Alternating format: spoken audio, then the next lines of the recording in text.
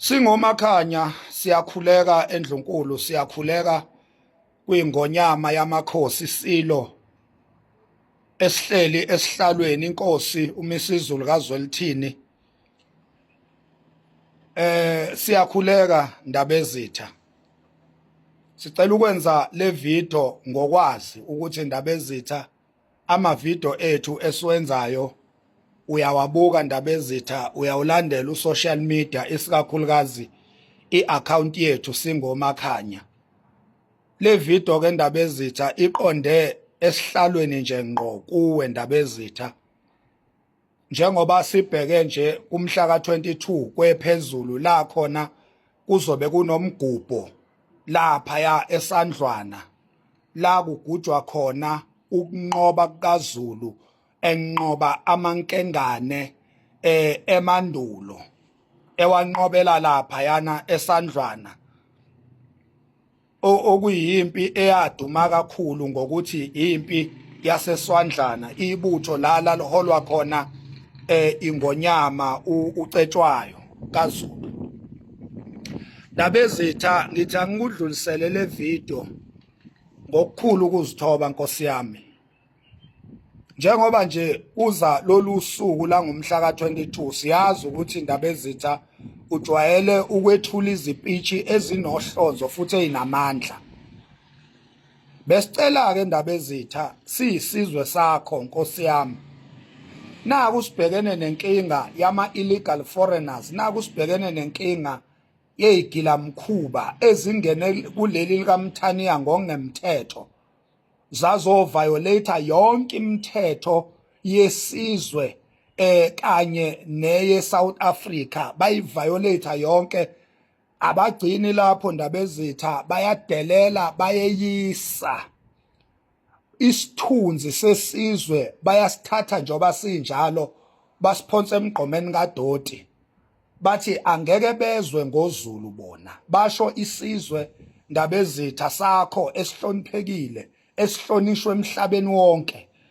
Zithi igilamkhuba, igebengu eyingene la ezweni ngokungemthetho, eziviolate izingane zethu, ezigila yonke imikhuba yobugebengu, zibamba abantu inkunzi, ziskema abantu, zidayisa ama-drugs, zidlwengula izingane, zenza human trafficking.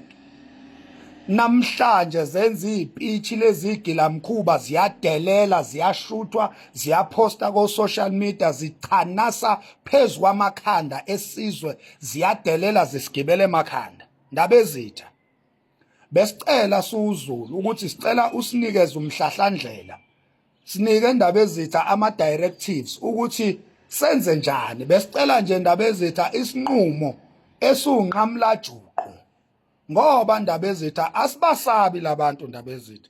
Siyafisa nje ukuthi imbube engathi ingavele nje mhlawumbe ikhipha umthetho ukuthi asikhwele phezulu kwabo Ndabezitha. Siyafisa impela Singomakhanya Ndabezitha, ngoba asikwazi ukudelelwa yilabantu ngalolu hlobo abasidelela ngalo. Besicela Ndabezitha ukuthi usinikeze nje i-go ahead Ndabezitha, ngoba sivivile, sifuna ukukhwela phezulu kwabo Ndabezitha, sibakhombisa ukuthi akusanganwa la kwaZulu, akusanganwa nje la kwaZulu Ndabezitha.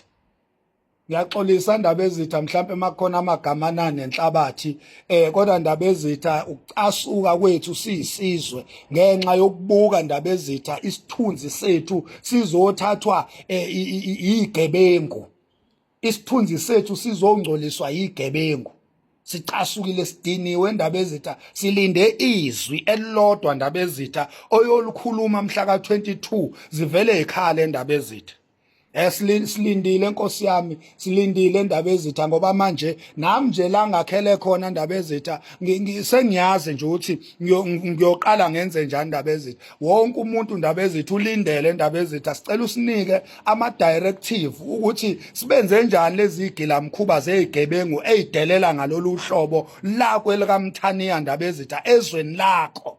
Ezweni lakho Ndabezitha kungena igilamkhuba, ziyantshontsha amasela, ayadelela, ayeyisa, adlala ngezingane, enza yonke imikhuba le Ndabezitha siyacela Nkosi yami siyakhothama esilweni sethu esisithandayo nesisihloniphayo sithi Ndabezitha izwi lakho oyolikhipha mhla ka-22 siyohamba phezukwalo. Siyabonga ke Nkosi yami, sithemba ukuthi lo myalezo uzofika kuwe Ndabezitha ebese uconsidera ngomhla ka-22 ngempela sisizwe ispeech esidirection yokuthi njengesizwe senze njani kule nkinga esibhekene nayo yama illegal foreigners.